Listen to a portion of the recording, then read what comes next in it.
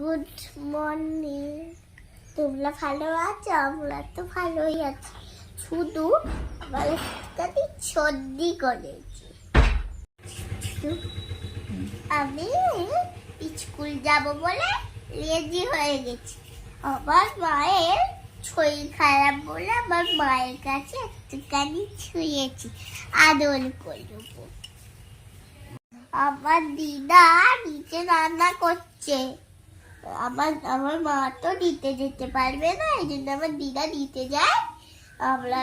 এবার আমার দিদা মাছ ভাত করবে, আমরা খেয়ে স্কুলে যাব। টাটা।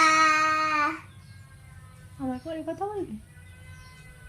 হ্যাঁ, আবার কালকে আরেকটা মিলি বল নিয়ে আসবো। টাটা।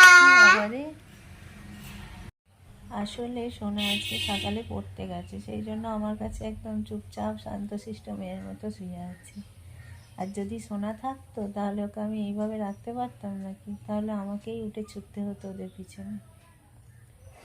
তাই আমার কাছে চুপচাপ শুয়ে শুয়ে বলছে ভিডিও করব। ভিডিও করতে খুব ভালোবাসে, বলছে রিলস বানাবো। আমি বললাম এখন আর রিলস বানাতে হবে না, এখন একটু এমনি ভিডিও করে কথা বলে নাও, এখন তো এক্ষুনি স্কুলে যাবে, সেই জন্য দুপুরে এসে তুমি ভিডিও করবে আমার সাথে, রিলস করবে আমার সাথে।